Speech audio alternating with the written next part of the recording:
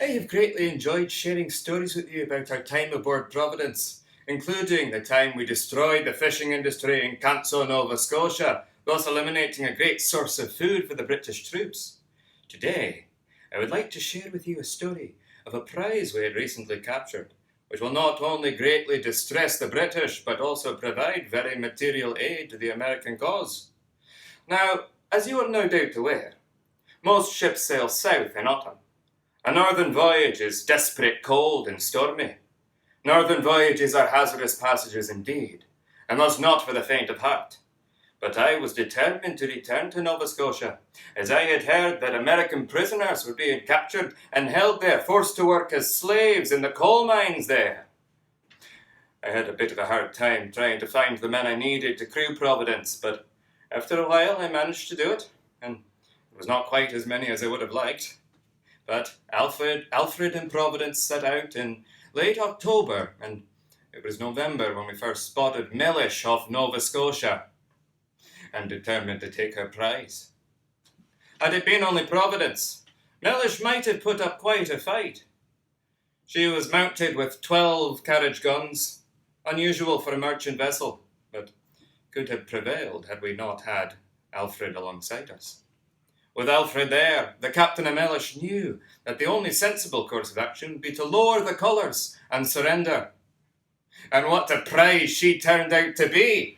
We first found chests filled with silk gowns and dry goods that would fetch a pretty penny on the market.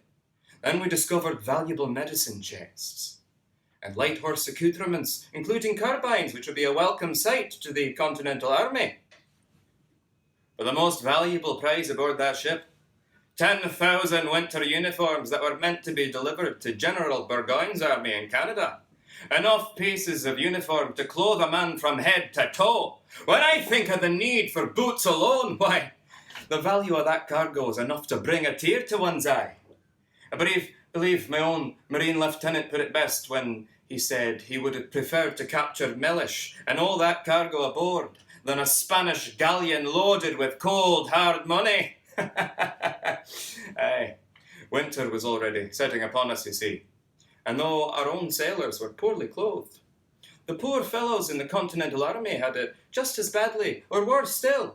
We at least had the prospect of sailing into warmer climes on our next voyage, but General Washington's troops had no such prospect ahead of them. I'd heard that the Continental Army had been dealing with deserters.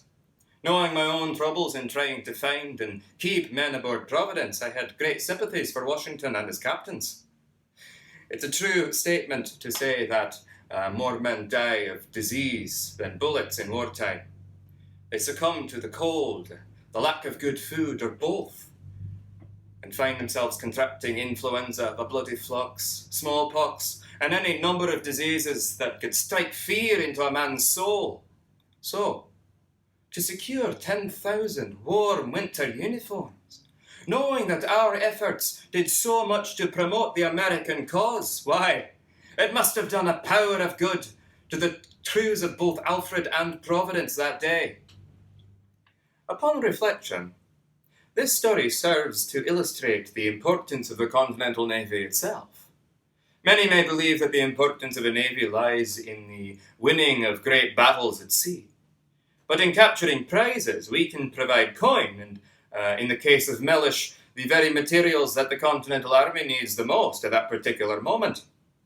It is my most humble pleasure to provide this service to you, and I hope that you will try to find ways in your day-to-day life to support this great American cause, as I've not yet found a cause as worthy. And so with that, I must bid you farewell, and a good day.